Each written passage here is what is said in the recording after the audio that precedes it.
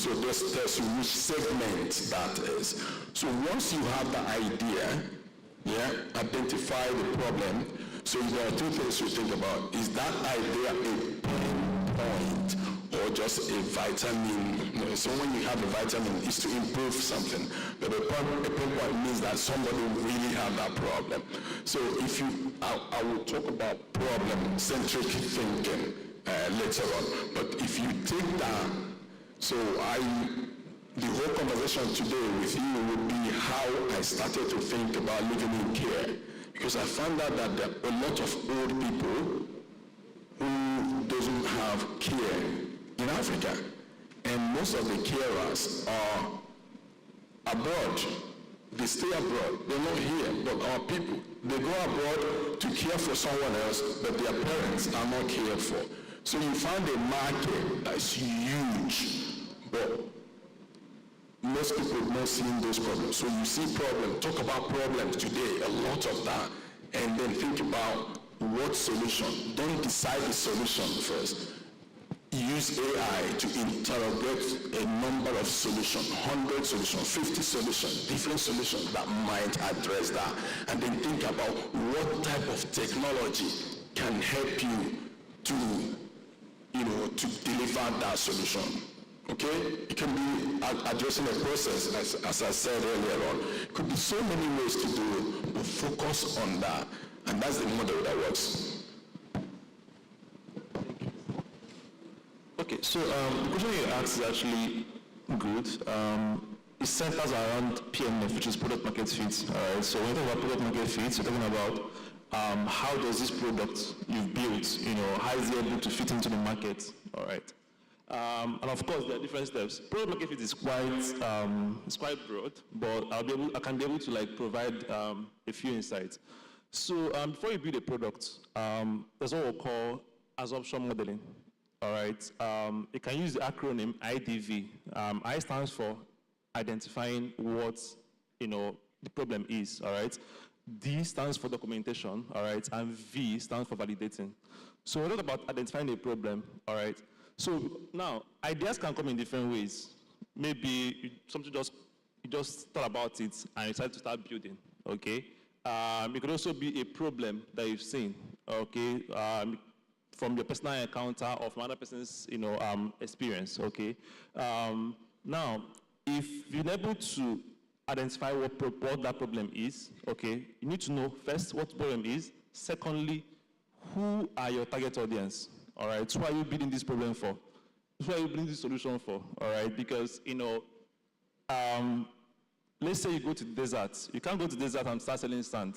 Nobody will want to buy it, okay? But you can sell water because, it's valuable, it's very hot and all of that, okay? Or you go into a place where you have abundance of something and you're trying to sell it to people. They will not buy into it, okay? Even if it's that same group, there are still subsets, of your actual target audience, all right? And that target audience, there's also a subgroup which are like the early adopters, who are those that will adopt your products. Okay, you build this, there have to be a certain group of people that that you can easily talk to, and they will love to buy into what you've built. Okay, what you're going to build. Okay, so once you're able to figure out your problem, what the problem is, identify who you are building this problem, who you are building this solution for. And then you have to know how you can be able to get across to them. Okay, what are your channels like? Okay, is it going to be you talking to people? That's actually what I would advocate for, that initial phase, all right? Because you can't, it's good maybe be in Nigeria and be building a Canadian solution, okay? But it will make sense to, if you can be able to get in touch with those that have that problem, all right? But if you are solving a problem and you are very close to it, it makes more sense because you can be able to engage with those that actually have these pain points, all right? And then you can be able to document that. So when you've gone past the identity phase, talk about documentation. So at that point, like I mentioned, you have to be able to know whom your target audience are. And every single assumption that you have to document it. And one thing I always say is this: you need to have an open mind about your product, okay? Because one thing I've seen at the earliest phase of building my Medicare, all right, now we believe, yes, this is what we wanted to do, this is how I wanted to do it, all right, but when you get to the market will test you. Like, you can build whatever, I can spend 10 years and build a product. All right, if the market, if they are not willing to accept, just forget about it, because it's the market that will drive adoption, not your technology or whatever product. So people can actually try, maybe with very good marketing, you're able to convince, but a bad product is a bad product. At the end of the day, you could try as much as you can, but if this product doesn't really deliver value, why would I be willing to pay for it? And it's important to understand that most times we get very emotional about building products. A customer is not going to pay you because you spent 20 years, 30 hours, 20 hours every day to build that product. The customer is going to pay you because of a perceived value for the product. That's what people are paying for. Oh, this is going to help me to solve this problem. That's what they're paying for. It's not because, do you know how long you cry? Do you know this is not easy for me? I'm doing this for you. They don't care, all right?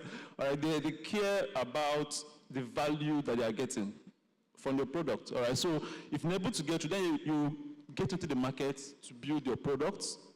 So you build your product, then you get into the market to now validate, okay, all my assumptions, you take all of them. I assume that, okay, people really need this product I'm going to build, all right? They're willing to pay for it, and I'm capping it at 10,000 naira or whatever, or 20,000 or 1 million, all right? So these are assumptions. You're assuming these are assumptions, all right? So you're able to identify, so you're able to document all of that. So when you get into the market and people are testing the products and they're using it, now you can now know, okay, is my assumption correct? Okay, this one good, oh, this one didn't, you know? Yeah, and like I mentioned earlier, you have to have an open mind. Listen to your customers, all right? Because most founders, when they go for user interview, all right, it's as if it's the same one they're going to do they keep preaching, you know, trying to convince. No, you should have a listening ear. Because most people, when customer is telling you, yes, what you did is good, but I would have loved it this way. Most founders will just do like this. Right? Because they just want to, you know, deploy that solution that they have built, okay? Yeah, so I think I've been able to draw a couple of points that I feel, you know, this is how you should, you know, look at this. And one last thing, don't fall in love so much with your technology or solution. Yeah, and yeah, that's the honest truth. You should fall in love more with the problem. You have to really want to solve this problem. Why is this a big deal for you? Like, I want to get this done, it must be done. Like, you have to be passionate about it because your technology will change over time. For my Medicare, we've done like 3 prototype iterations. First one we launched, I mean, it's funny, like, the adoption was very, very terrible, all right? Second iteration made a lot of sense. It was on the 3rd iteration, within a short period of time, we had people from Australia, from Canada, from US, like 15% of our users from Australia within the first 3 months of launching our products, all right? So with that, we were able to see, and this actually was all we learned from the first 2 iterations and all of that. So yeah, I think I'll just stop here so others can talk. Thank you. All right. So I'll try to be very brief about this.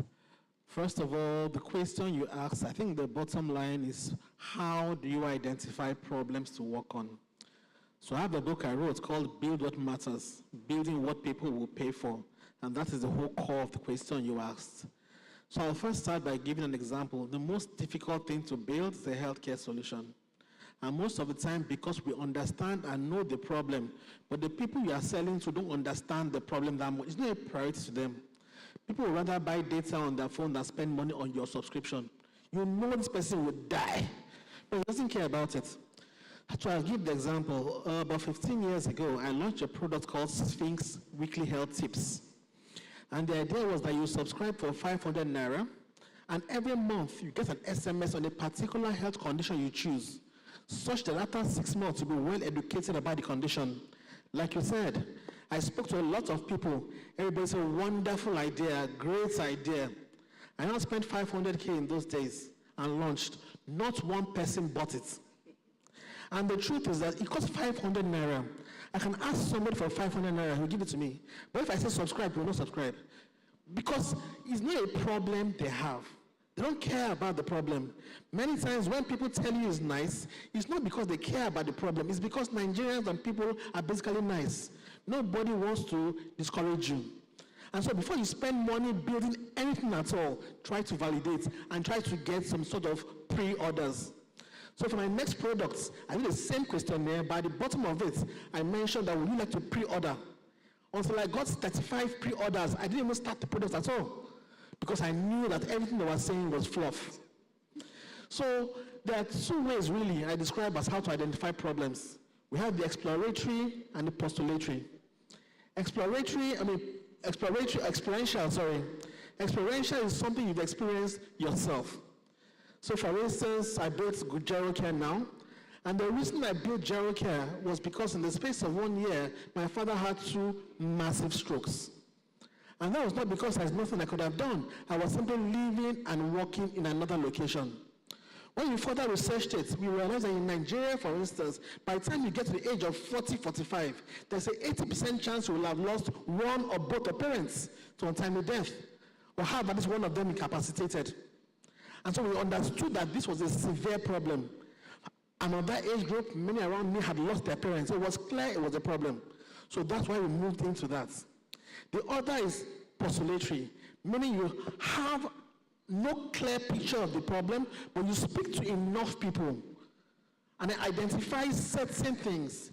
So if you speak to about 50, 60 people about a problem in a certain industry, there will be a pattern that will form. In that pattern, you identify the top 3 or top 4, and then still grade them further into out of these options, which one is the most fundamental, affects the most people? Which one is the most frustrating? And then finally, fundamental, frustrating. I can't remember the third one now. Fundamental, I can't remember the third one. But the idea is that you ensure it's a really painful problem. Another thing is that in GeroCare, for instance, initially, when we were pitching it, we used to say GeroCare is a subscription medical care for the elderly. If I tell that to you, you are not interested. You say it's a nice idea. But then we understood that we have to change that. So how we said it to you is that, for instance, GeroCare allows people like you and me provide regular doctor visits for their parents. Now it affects you. So majority of the time when you're speaking to somebody, all he's hearing is what is in it for me. You have to make it painful and bloody enough that he cares. It might actually affect him, but it's the way you said it that helps him not understand. So there's still quite a lot that can be said, but the key thing here is do not build a product without first talking to the person you want to sell to. Many people build solutions and they've never ever spoken to the customer before. Like they said, they had an assumption and they thought about it and they built it. No, speak to the person before you build. Finally, right now with the no-code platforms, you can actually build an MVP in 2 hours and get it out there to test. So you will know if they will buy or not. There's a story about Elon Musk before he pushed out all these Teslas. Initially, he drove around with very slick, normal vehicles that he changed the engine to electric.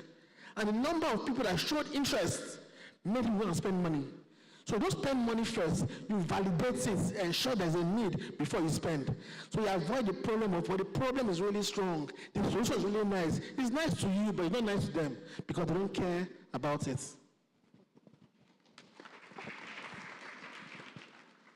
I think you already have, a full course on your question. This is like an MBA entrepreneurship, strategic management course that you had on your question. So I won't belabor what majority of the panelists have said. Just to wrap it up, an idea is not a business idea until you have one person or a few people that are willing to pay for it. So it is not a business idea. If you want to make money from an idea, people must be able to pay for it, and I think majority of the panelists have said that. 2, there's this quote that says, innovate or you die. If your idea is not resonating with people, go back to the drawing board. Continue to innovate until it resonates with people and they're able to pay for it. And then number 3 for me is your idea sometimes might not be ripe for the culture that you're trying to sell it to. For example, there was Zoom, there was Teams, there was Microsoft Teams, there was Zoom before COVID. But in Nigeria, we're not ready to pay for it because we believed in physical work, right? You had to present at work until COVID. And it was not only in Nigeria, in a lot of countries over the world. Now, these people made billions of dollars only in 2020. And then after 2020, it became a thing, right? Lifestyle had changed. So your idea sometimes might not be ripe for the society that you are planning to sell it to. So you might think of launching outside that society. And if it's not still taken outside that society, then you have to go back and continue to innovate. And if you're not launching outside that society, just continue to follow, the trends and see when the society is ripe enough. Launch in. You already have a first mover advantage because you had thought about it long before it came. There were other platforms after COVID, but Zoom, Microsoft Teams still top them, right? Because they had the first mover advantage. Tremedoc started telemedicine in Nigeria before COVID, but it wasn't selling, right? Because we didn't have a culture of online consultation. But as soon as there was COVID, they gained the first mover advantage at that time, right? This was a company that was struggling. So you might also continue building your thing and say, but if it's not working, you have to continue to innovate and then do something else. I would say also lastly, when I resigned from my job, what I thought I was going to do is not what I'm doing. And I'm sure for most entrepreneurs, what you set out to do, or from the first day you want to be an entrepreneur, is not what you're doing now, or it might not even be what launched you out, because that idea probably did not sell. And then, but when you continue thinking, because you are built to create solution, you're an entrepreneur, you want to create solution, you would end up, creating something that the world will be ready to pay for. But the idea is never give up on it and never be rigid on a solution. You don't ever say, oh, this is my thing. You all are not getting it. No, we are getting it. There must be something wrong with that thing. You have to innovate. All right, thank you. All right. Okay, I will say build for the environment you're in. All right, and this is Nigeria, Africa.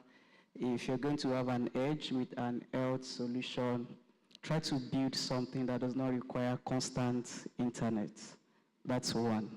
And the biggest challenges right now are not a lack of ideas and innovation. We've literally trained 14, 15, 16-year-olds to build AI solutions, including health solutions, but the biggest challenge is adoption. All right, and that's the fact that you need to understand the problems. So I will advise that before you begin to build, talk to lots of doctors and other people in that field. Understand the real problems before you begin to build. All right.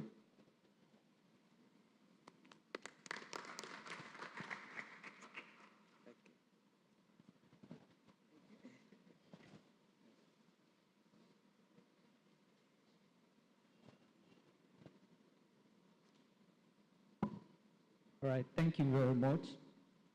I felt most of my questions have been answered, and I'm really grateful for that. So just to be very fast, I will put context so that I can get context-specific answer, and I will direct it to a particular person, and that's to Dr. Olatunde Oshodi.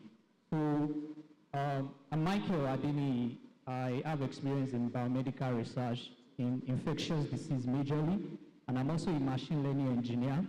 So I work currently as a National Health Fellow with the Federal Ministry of Health, where I'm saddled with the responsibility of increasing improving the healthcare system of my local government. So I'm building a solution that helps in diagnosis of infectious disease, particularly in low resource settings, basically primary healthcare centers where there are no medical laboratories or medical laboratory equipment. So because I work with them presently, I've had opportunity to interact with them and pitch my idea. And then heard some of their feedbacks, and then one thing I noticed is the word you used when he asked about you describing technology and healthcare. You said disruption. So the whole idea sounded as a whole lot of disruption coming to their space. So I want to ask, is there a way of managing? Yes, I've read a lot about how to manage resistance to innovation, but then in cases where it's a whole lot of disruption, I'm talking of systems where they are not even using electronic health record. It's not a thing there. Now bringing an AI-assisted diagnostic tool for infectious disease sounds like a lot of disruption to them. So is there a way particularly you think I can manage that case? And in such, in my case, I'm building a solution not for individual customers, I'm building it for the system. So how do we go about the pitching the idea and all of those things to the system and not to individuals? Okay. So your question is about, how to go about disruption, right? And having people accept it. Now, that's why it's called disruption. Most times, or in Nigeria generally, we have some cultures that are difficult to break. And one of it is our healthcare system and how we run it, right? And if you're going to go into that system, especially in the midst of that system, to disrupt it, then you must have some backups. You must have been able to, get the acceptance of the people at the top of that system, right?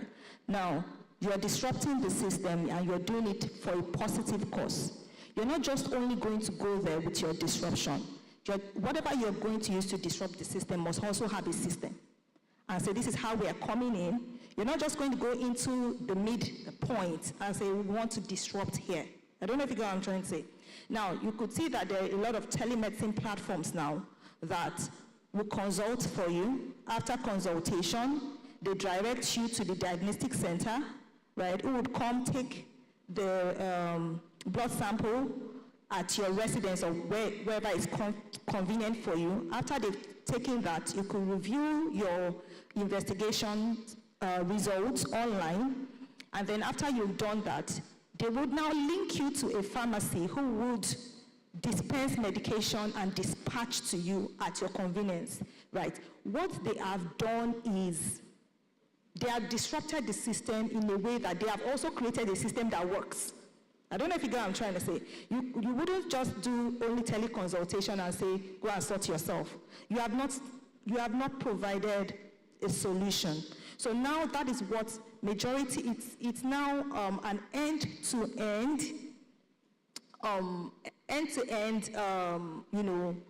online healthcare solution. So you must understand what is that solution that you're bringing and how to create an entire system. And when you're doing this as well, make sure that you have the backing of the people in the high places of wherever you are. There's something we call them, what did you say? Yeah, the Oga at the top, but the decision makers, right? They must be like a sponsor to you, to that disruption that you want to, get. They must be able to sponsor, because it's not easy.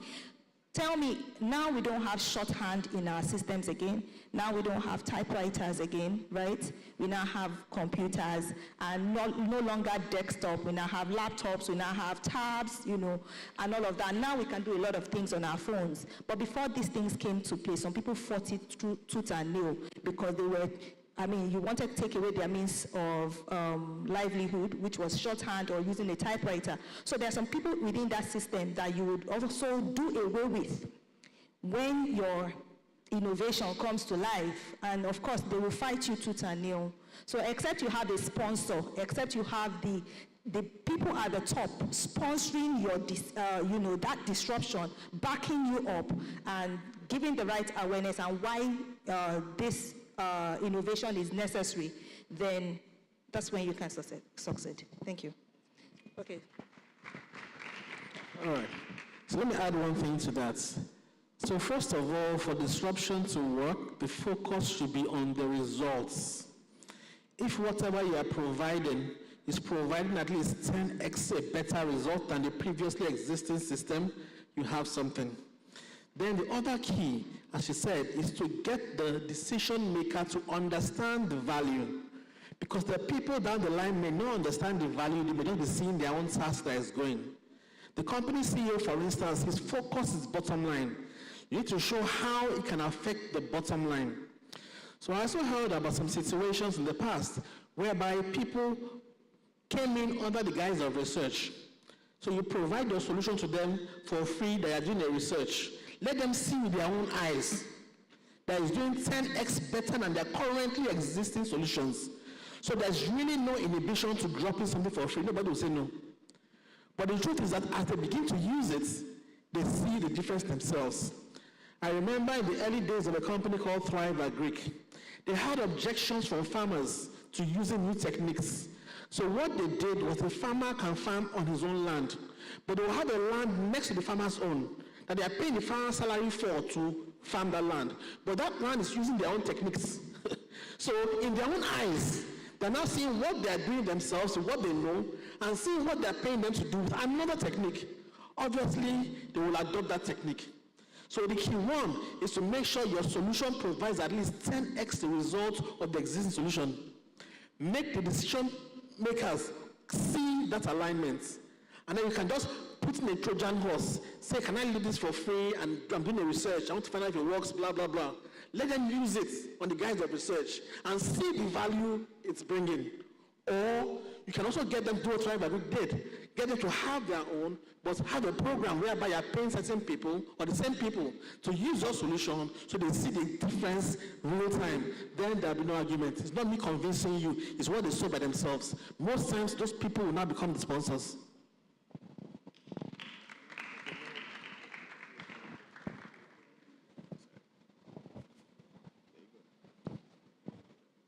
All right, thank you, and thanks to those who have responded to you. I wanted to add to what they have said. You see, the challenge you have is stakeholder engagement, right? And because of the nature of the system, it's still community health are run by government, right? Is that correct? Correct. So you will discover that those in that system, there's a generational gap. True or false? Good. So you need to understand how to communicate value to those that are not, to people that are not in your generation. You're a young person, you understand technology, but the past generation, they don't. So when they are trying to fight your innovation, it's not that they don't even see the value. Sometimes it's perceived fear. Like, what if this is in my domain and I don't understand it? And I don't want to look like a fool. So what you need to do is understand how to engage stakeholders. And one of the things that I've found that works is that let them have value. Let them have share. Don't try to, as an innovator in that kind of system, you don't want to come in as the savior. You are coming in like you want to help them. Like front them as the owners of the work, as the owners of the project, right? That's one of the ways to get their buy-in. You're not coming in and say, I have this. You're coming in to say, I can help you start this in your tenure, in your region, right? Then when they start perceiving that they have a stake in this thing, they start giving you buy-in. That's one way. The second thing that I also want you to also consider, one of the things that bring resistance is finance. So when they think of how do we finance this thing you're trying, you want to take extra money away from our small budget. How do we do this? As an innovator with an idea, the journey is not complete until you start thinking of how to fund that thing, how to generate the fund for that. So in your presentation, you are giving them a complete picture. Like, this is a system we're introducing, and it's for you. You're the one doing this. I just want to help you. I've even identified a way to fund it. Then they start paying attention to you. So thank you.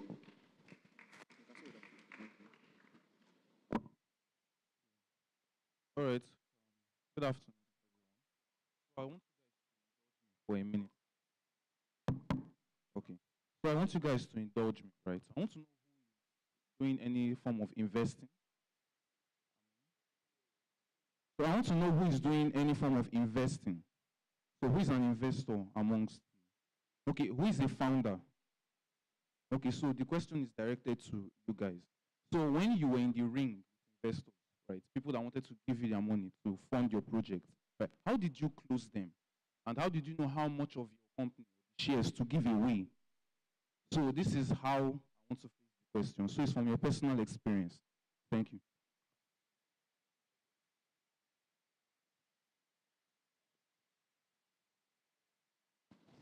Hello, okay, thank you. So I'll speak from general context so that it will just pick it up from there. So first off, I always say this, if you cannot sell yourself, you cannot sell anything. That is, I always tell people. So I'm in the marketing space, so it is easy for me to always know that what works for A will not work for B. It made a very important point. If you notice the government in Africa, or generally now, it is dominated by gerontocracy, which is government by the older people. So which means that what will sell for an 18 years old to 35 years old might not sell for someone that is 35 to 70.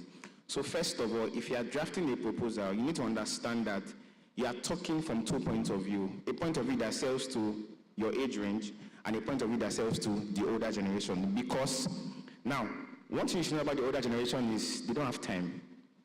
So me, for instance, I can listen to you for 30 minutes, but it might just give you 5 minutes. That's the difference between our ages. So what you tell me in 30 minutes, you must be able to compress it into 5 minutes to sell the idea to him. So first thing you need to do is identify who the stakeholders are. Try and read up on them, do your findings on them, try and know the favorite places they go to. Because sometimes you are telling them the right thing at the wrong place. So most times, if you do these findings, let me give an example. So I did a project last year where we're trying to expand from 1 secondary school to 10 secondary schools for an impact project. And then when I went to Lagos State office, I wanted to get approval. When I told the woman at the front desk, she said, it's not possible. You've been doing 1, 2, you want to do 10. You can't do anything, they will not approve it. I said, no, Allah, you will not let my vision go down. It's not possible. So what I did was, I looked for the head of curriculum. I read on her, I looked for places that she used to go to, and luckily for me, I met at a wedding. Do you get? So a wedding is a more relaxed space where everybody's not doing work stuff, everybody's dancing and chilling. And then I moved up to her that, okay, I came to your office yesterday to do this, to do that. And they said, why didn't you come to the office? They said that you're busy and all. And then I sold the idea to her, lo and behold, it flew. So all I'm saying is, make sure you sell your idea in the right place to the right person. Now, the last thing I'll say before I pass the mic, sometimes how you sell your idea matters. Your countenance, So this might be very weird. During that, people that have money in this country, the wealthiest people, the smallest thing irritates them. Do you know? Let me give an example. So I had a very funny story. One person wanted to go and pitch to somebody, and then it was the smell of the perfume that he was using that got the person irritated. It's funny, but that's the truth. That's the truth. So make sure that as much as possible, as much as you do the prayers, the basic finishing of your work, make sure that you just put some of these things in check. Don't overdress, don't underdress, just look, don't look like, for instance, most of us, when we are going to go and pitch, you're looking more expensive than the person you're going to go and pitch to. How are they supposed to help you? No, that's the funniest thing. You look richer than your helper, exactly. Now, don't get me wrong. I'm not saying that you should not look good. But then, in your study, you know that, okay, so this person doesn't like this, person doesn't like this, and then it's easier for you to now, I'm saying these things before you pitch. So these are things that you should pay attention to, and then if you put these things in place, it will help you. Yes. So I think this is very interesting because we're literally in the part of our doc where we are still raising.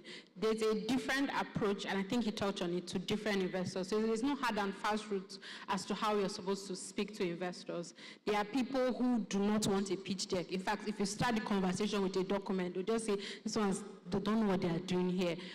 study your audience weeks before you meet them. Be always prepared, because sometimes you'll be in an event and an elevator, and that person, that, especially in places like Abuja, even Abuja taught me a lot of things, because you can just go and buy suya. That person now is someone in the somewhere. Opportunity, you pitch. You say, as we're buying this suya, sir, I want to tell you very important. So you have to be ready, but understand who you are going to meet.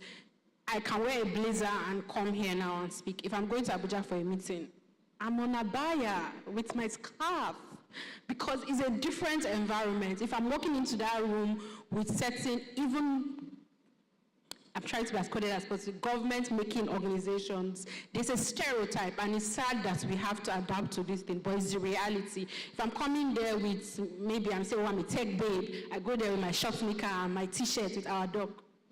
Nothing for you.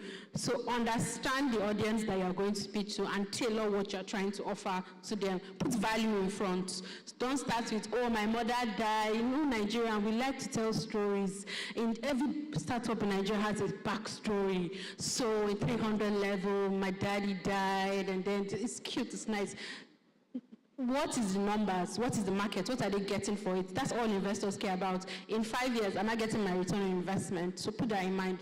How do you determine what you give to? I think that's a lifelong question. There's the economics, health, financing part of things that you have to actually sit down and understand. I encourage you to read about it. There's no reason as to why you have this too much knowledge when it comes to read that and understand the mechanisms of the percentage. It comes from a place where you know the value of your company at its different stage. So what our doc was valued at pre-seed is different from what we are going to be valued at seed, Series A, and all of that. You have to understand all of that. Understand your products, the ecosystem in it. Our doc as a health startup in AI is different from how a telemedicine company will be valued. I cannot explain that one in that one. I have a very weird perspective when it comes to what founders should hold on to. It will interest you to know that all of these big companies, if you know the percentages that the founders have, it's very funny how much they own in their company, but they are regarded as the most influential and successful people, and they are the billionaire. Do you know how much Elon Musk, the percentage he owns? Go and find out. He'll give you a good laugh. Do you know how much Mark Zuckerberg, you would laugh and you go to bed and realize that that's money you're trying to hold on to. I have a perspective, and I think what you want to hold on to very early.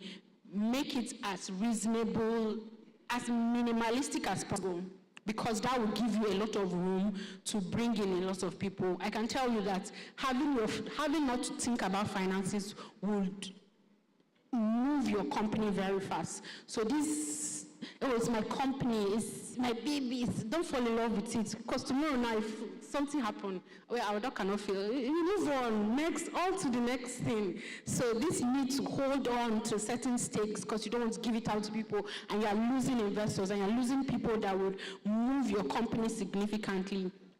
Don't do that, but you have to have a very smart CTO, CFO, and let people come in and have different stakes. It makes your business easier, because now you cannot fail, because the money is easier by yourself. They'll help you do it for you. Yeah. I have a bag of bread and I sell it. I went to, so if you know, the wife was looking at the house. I said, I'm not selling bread because I can't sell bread. She's like, how can you sell bread? So they gave me, I said, try me for a day. And if I didn't do it, I'll finish it in no shirt. So I came back, she was like, what's going on? So I showed traction. You understand that? And when I went to Dr. Deleke and I said, I needed a little bit of money to run my business, I went down and I said, it's one in Babcock. In a day, it was like, wow, actually, it's going to be a little bit to some now. Traction. It's always not so little. Something's already come together and I'm also solution for a demo. I'm doing in my slides. And I've sold that solution to 17 businesses. 17 businesses. They have given me a order fee of $25,000 each. So how would I evaluate that business? 17, 25,000 each. What value put in that? Massive. I'm not even valuing in terms of my team, in the action and the potential of that solution. Okay? If you can go, you have your idea, develop a demo, basic demo, and use that demo to for me, the way I situation, I don't go to an investor to ask for an investor, you are a type of business already done. It's me, most switch. It's a new lot of giving your new product. Based on that new market, go and test them, fail, come back. Go to market, do well. So you can fail or you do well. It doesn't really matter. So think about this. So once you have traction, nobody refuses you. But if you don't have traction, it's just your idea. People don't see because they want to see your experience. And that is what we don't have when we are at this level. Yeah? Okay. So I'll just add a little to what has been said. So fortunately, I've raised millions of dollars in funding, and so I'm experiencing from the angle of pitching and from the angle of real investment. So the key about traction is very crucial. We all have the statements, higher risk, higher reward. So the earlier you can picture this, the most you have to give up. Because it's KPI on you, and there's no chance. It's like it's not show. It's like show. Nobody watch them. So we want something more action. It's like $1,000 for this. That's what comes out of this.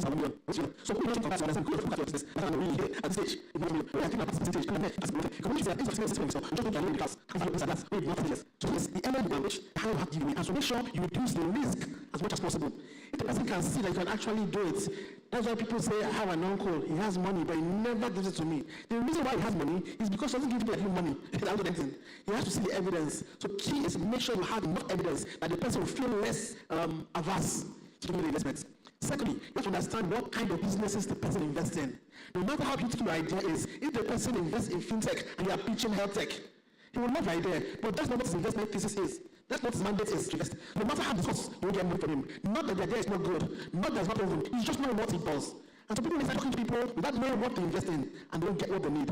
So I was in Silicon Valley a few months ago, and we realized that very quickly what the Dr. Joy was talking about. They don't care about impact. So we left from Nigeria with a delegate from NSIA, and never businesses are talking impact. One of the contenders got frustrated and traveled back because when they hear impact, it's like nothing to them. They want to hear the money. If she understood, she will beg for impact and beg for the VC direct investment people. When you understand who it is, you not along the line, you want to know the person already investing. That increases your chances of succeeding. So one, make sure you have traction or something to reduce the risk of the person. Two, make sure you know what the person invests in. What else has it done? And what should you say to get his interest?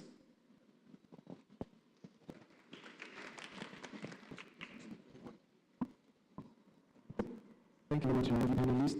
While they were speaking, we'd like to recognize the presence of one of our dignitaries who just walked in, Dr. Adibowale Jubu Odulona, the founder of Councils for Africa. Round of applause for this. Question for this session. The students in the session meet and greet, so we'll do questions to ask them privately during the session. So by students,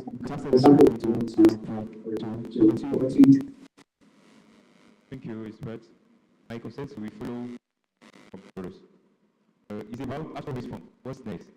My mental saving an idea or everything or code is nothing. Okay. My concern is about after this form. What's next? Yeah, my mentor said me an MVP or code is nothing in front of the market to keep for business to scale. Because when people fund the company, they wait to scale and to make money. So what is the ecosystem that you build? What is the environment what is the requirement for that to be able to scale and to maintain this working? Thank you. So Mr. Shepardson, also okay. Yeah. So the question is, after I raise fund, what next? Right. So I will start from an academic perspective. The time you come up with an idea, there is a business plan, isn't it? Every business plan also have a financial assumptions around this, your financial plan. So your financial plan should usually be a minimum 3-year strategy. So within that plan, you have step by step how you want to run the business, what you want to do in that business. You also have an idea who is the team you are doing the business with. There's a model I have developed. I'm doing tonight or tomorrow, you'll be helping me. I'm doing a large-scale research on how teams work successfully. So it's a 3-minute survey, but we have about 70,000 people responding to it. You have a strategy, how you want to business for 3 years. It's what we call 10x model. 10x model is what I use in my business. So if you answer, I'm not happy yet. So I'm at this. I go back.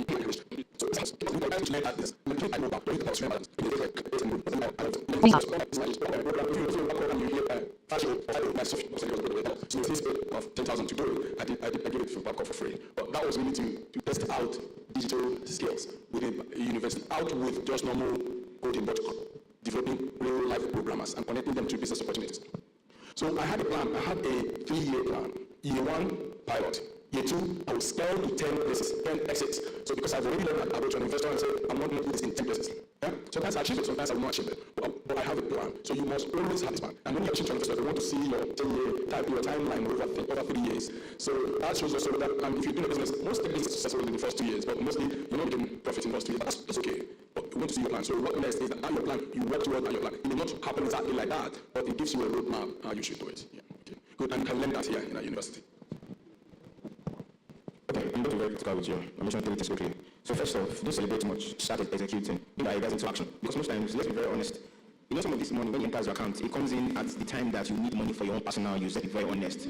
I'm saying it because it happens a lot of time. There's some time that we needed funding for it, and then some of the times that these things happen, I was like, then I'm like, come in now. It's not coming. Then it's something asking you, if you use my hands, collect. It's very important. Significant numbers of us, let's be very honest, we're money driven. We're always looking for profits without you're a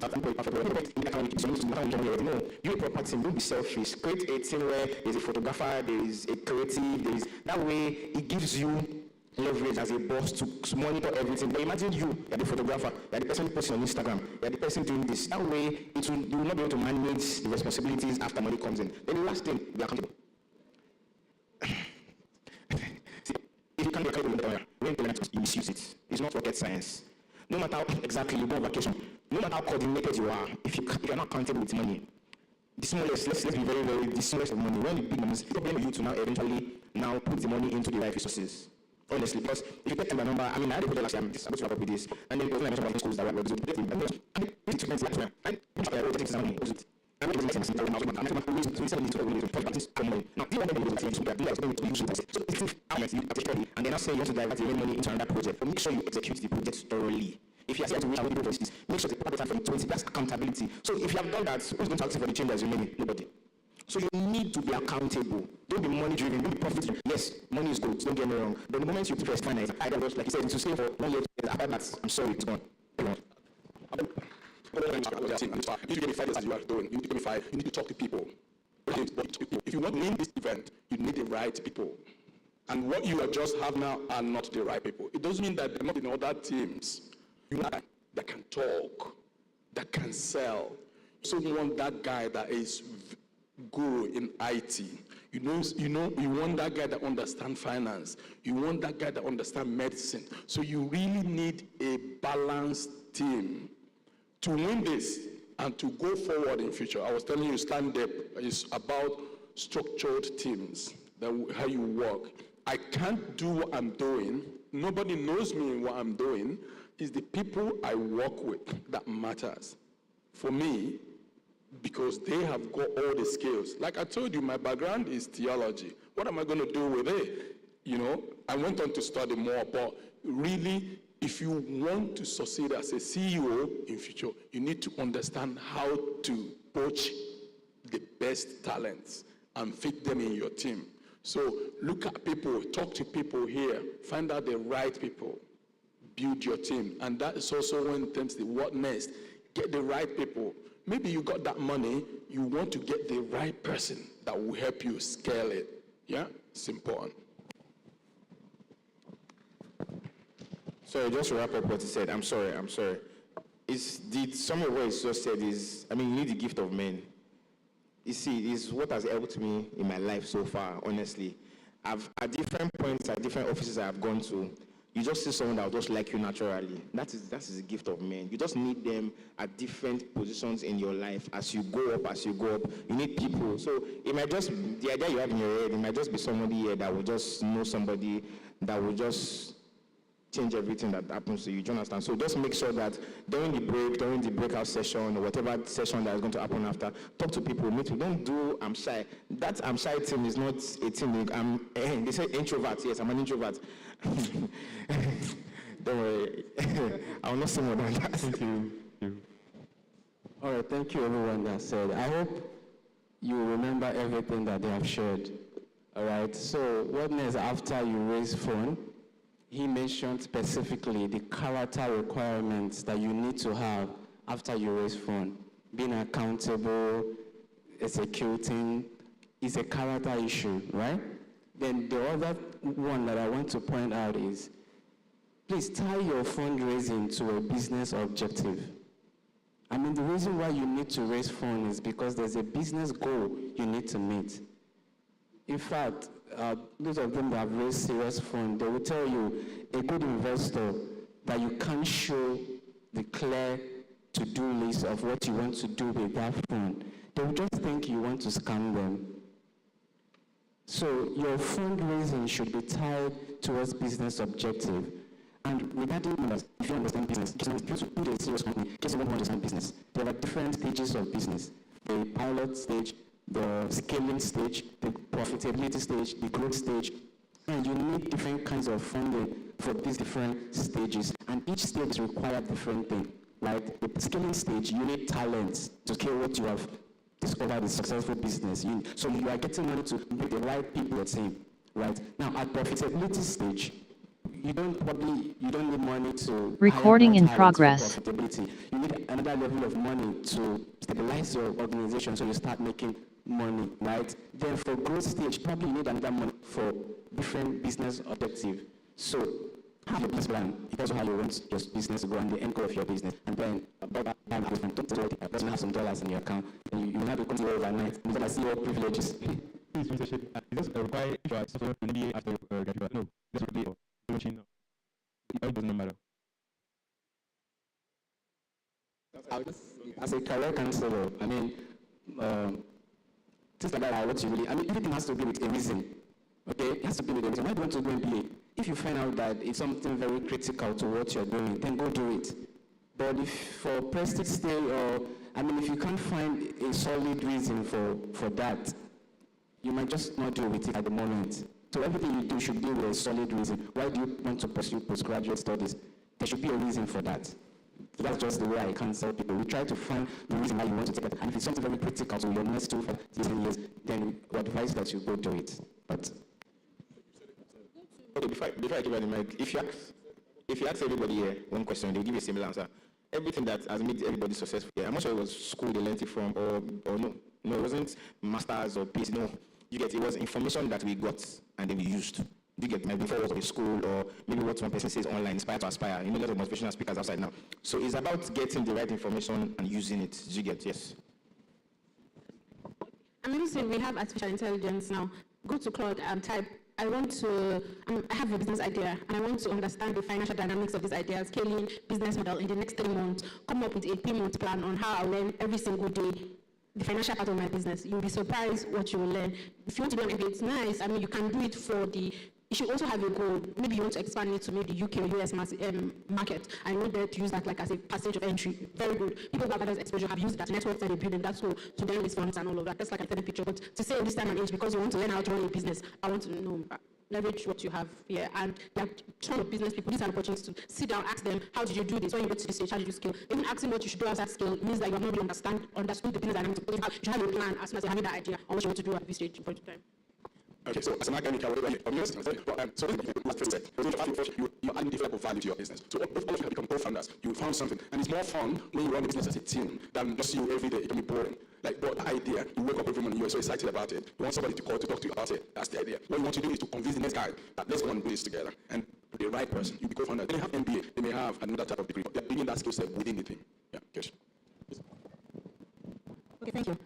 So there's something I want to share with you. That's my personal experience, right? And I'll say that if I'd known this 8 years ago, maybe I would have created something 8 years ago. So I woke up one day and I had an idea. And what was it? To have a healthcare system that where I can have doctors on my platform, nurses on my platform, physiotherapists, you know, and I wrote all of those things down.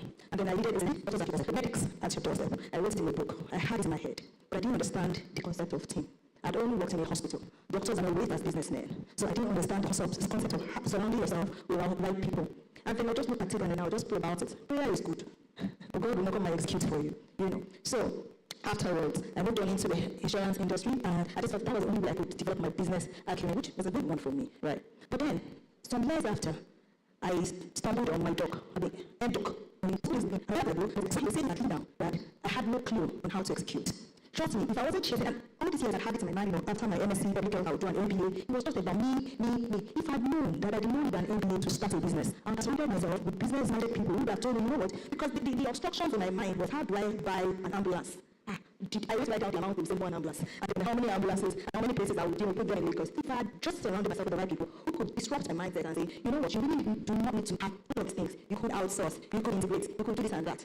That idea would have stayed a long time ago. So surround yourself with the right people. In fact, people better than you. And that doesn't mean you should go and get people that are earning, have a startup. Your peers that can think like you or think better than you, but in areas where you lack, and then you'll be able to. Right, thank you very much. So with that, we have come to an end of the lovely panel session. Ladies and gentlemen, can we get one of the panelists? Please clap for them and begin with it. People have been a visit.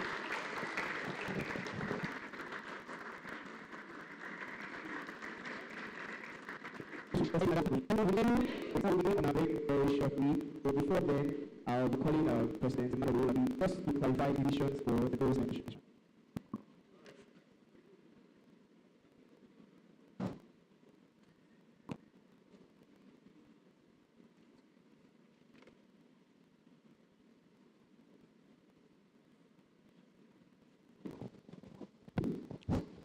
All right, please let's clap for our panelists once again.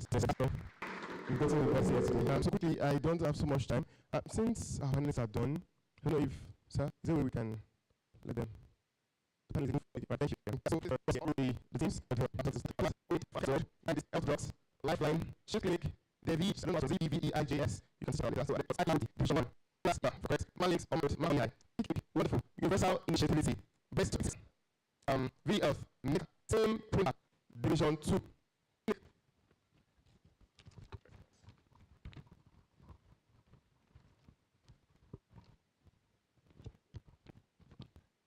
All right, students, Connect Well, O Health, Stark, MedFlow, Code Red, Team Vivara, I don't know what, VIVA, then Team Mama Plus, Division 8, then Trash, ARETE, Arete or Arete, I don't know how to pronounce that, ATE, Team Sano, Taz Health, Gynae Care,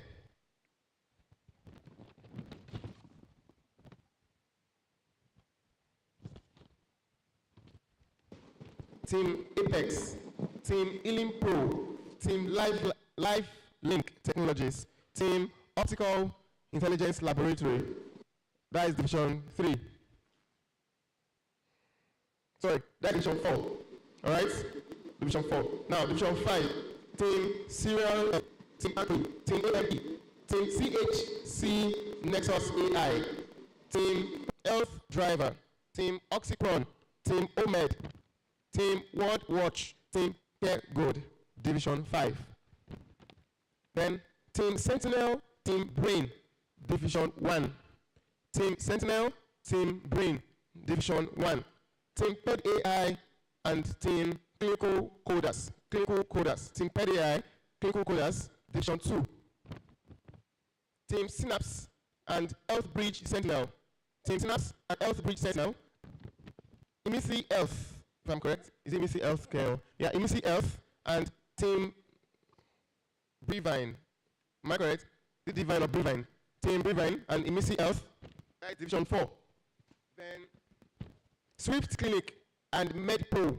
Swift Clinic, MedPro, Division 5. Recover AI, Division 1. Brain Bloom Care, Division 2. I made an announcement to the participant group that if you're here, you have a team complete, and we've not taken note of your team, please put on the group. When you do that, we'll just tell you which group you belong to. All right? So we're not doing any session now. This is now your break.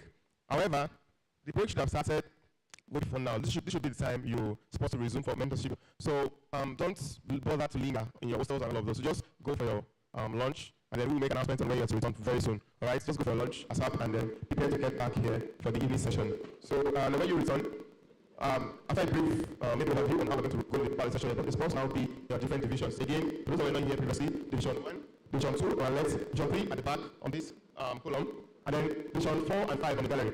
4 and then, right? So that will be all for now. Any question? Okay. What is your lunch? All right. So, thank you so much. All right. Thank you very much, Mr. President. So, in regards to your lunch, your lunch is going to be ready in the next 15 minutes. It's Swallow, by the way. With your craving tacos, the retail, shawarma, you can have it. You can go to, there's a canteen underground. You can have meal there. There's rice, mostly rice too. Rice, soup, you can have that. There's busa and there's, what else again, the guest house. So you can have other alternative options if you don't want to take the swallow for lunch. However, you are to return to the auditorium by 3 o'clock. By 3 p.m., your break will be on, and the real hacking begins by 3 o'clock. So your break time starts right now. All right, have a lovely break. See you by 3 o'clock. You can stay, you can hang around the premises, but by 3, we start your meditation. For lunch, you can stay here. They'll bring it to you. It's already the next 15 minutes. Yeah. Thank you.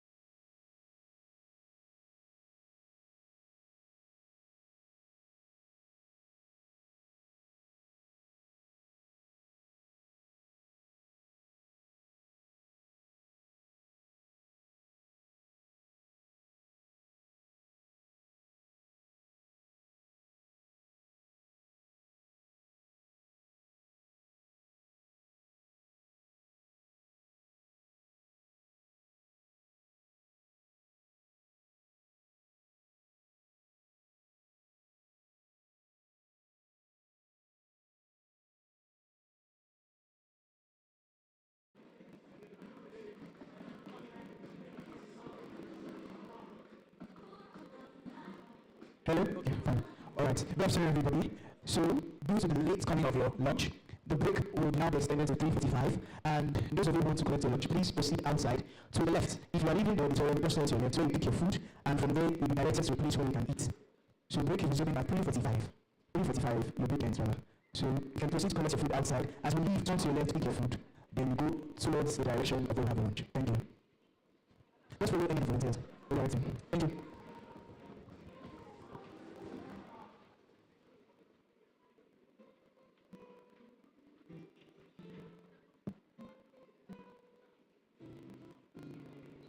You'll be having your lunch in lecture room 1. Lecture room 1. Thank you.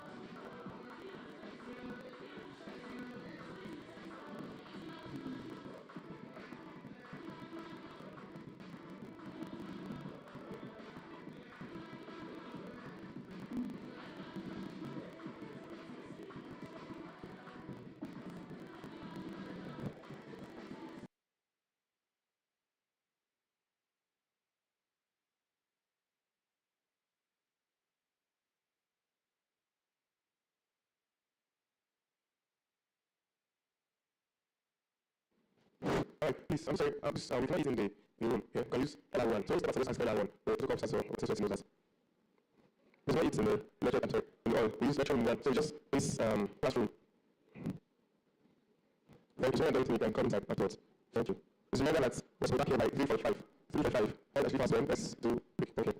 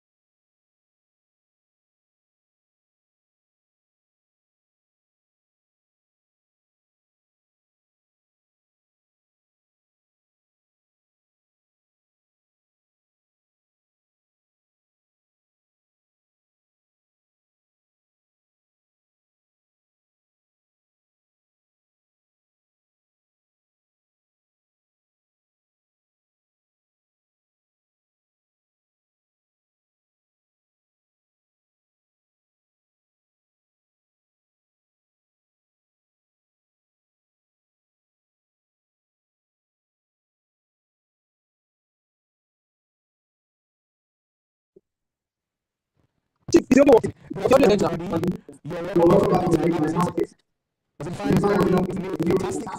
All right, so now you've been inspired, you've heard the greats give you their experience, you've asked your questions. It's time for the real work, the real behind the scenes, the real competition, the real innovation, and we'll be going into our teams right now. Just to clarify, division 1, 2, 3, 4, 5, 6. So can we go into our respective divisions right now? Yes. 1, 2, 3, 4, 5, 6. Yes. Quickly. There will be a volunteer to help if there's any confusion. Yes. This one. This one. There's one. This one. 1, 2, 3. Sorry? Okay, you said where? 1, 2, 3, 4, 5. Okay. 4 and 5 are back.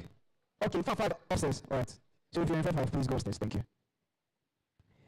Now you have to brainstorm and to work on your various ideas right now. The deadline for submission is 5 a.m. and your pitch tomorrow is by 9 a.m. So the earlier you start, the better. The email for submission will be displayed on the screen in due time, but you need to start working right now. So if you know somebody in your team that is not present, give the person a call, an email, a text. The person needs to be here right now. Thank you.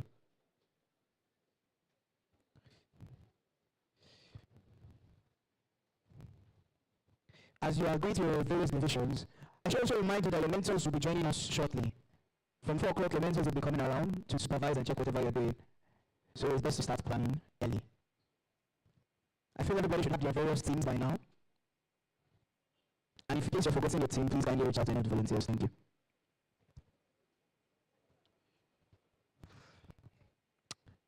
The time is 3:50. I wish you all the best. Enjoy your interaction and innovation. You'll be here for quite a while. All the best. And enjoy your Innovation Hackathon Challenge. Remember, 1 million naira is up for grabs.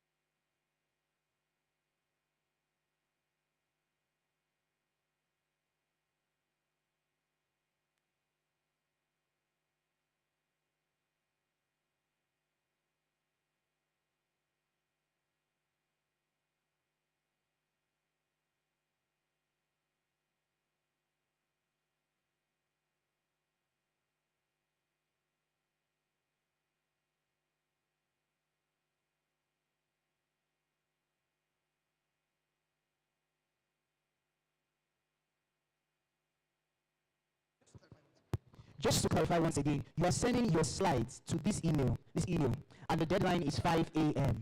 That is 5 a.m. of tomorrow. That's the deadline. Your pitch would be by 9 a.m., and in your pitch, you should have your demo and your slide. By 4 o'clock, your mentors will be around to go around and supervise what you have done so far and see the progress that your team has made. This is the mail once again. You could take a picture of it, so they can send slides to it. And the deadline is 5 a.m. 5 a.m. Yes.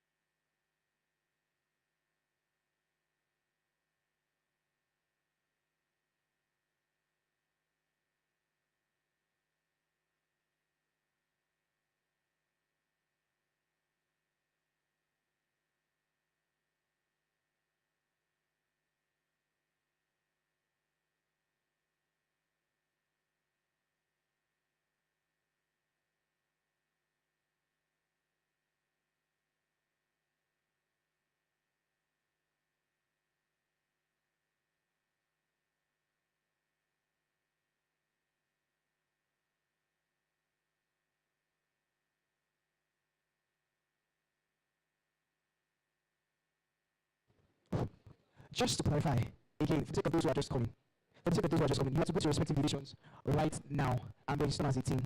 Your deadline for submission is by 5 a.m. and you should send your slides to this email. Your pitch will start by 9 a.m. tomorrow. And by 4 o'clock, your mentors will go around and supervise what you're doing so far.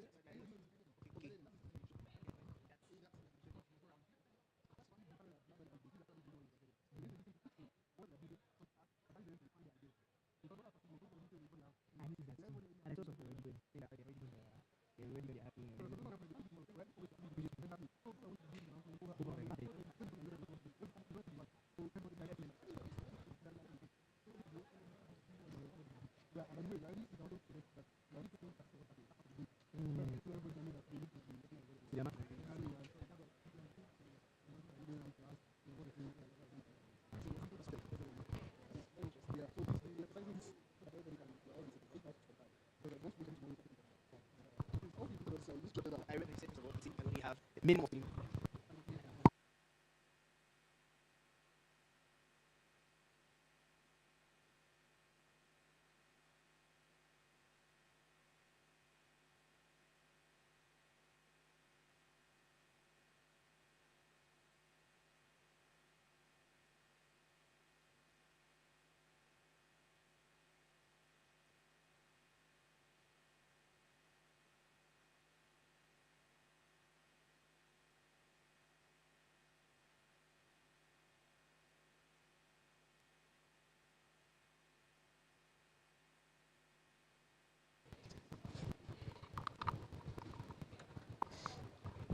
Yes, again, I'm back. In case you know the rules, let me say the rules again. First of all, you have to go to your respective divisions and meet as a team and brainstorm and hack. Also, a team can only have a minimum of 3 members and a maximum of 5 members. Failure to meet the criteria, you'll be disqualified. Minimum of 3, maximum of 5. Your team cannot exceed 5 people, and your team cannot have less than 2 people. All team members are to be present, like right now, for the hacking session right now. Failure to do so, you will be disqualified. In your divisions, there are different mentors and panelists. You are to ensure that you pitch to all the judges or mentors in that division. So if your division has 4 mentors, all 4 mentors must pass through your work, give their comments, and you must integrate whatever correction they have made into the pitch. The deadline for submission of the slides is 5 a.m. You have to submit it to this email on the screen. The volunteers will go around and be observing your participation in the team, and your assessment is starting right now. Whatever you're going to have tomorrow is the cumulative of the effect of the work you put in today and tomorrow. Upon again, a team can only have a minimum of 3 members and a maximum of 5. Failure to meet the criteria, you will be disqualified. Also, this is a hacking session where the team is meant to brainstorm and do collective work as a team. Failure to have all your team members present, you will be disqualified. So if you need to call anybody, you need to text anybody, go ahead and do that right now. Your slides, your deadline for submission of slides is 5 a.m., and your pitch is by 9 a.m. Your pitch contains your slide and your demo. You are to submit your slides to this email. Now, each division has mentors or judges. You are to ensure that the judges and mentors look critically at your work and make your comments. If your division has 4 mentors, all 4 mentors must criticize your work and make their comments, and you must integrate whatever correction they are giving you into your work. Failure to do so, you will be disqualified. Enjoy the lovely hacking session.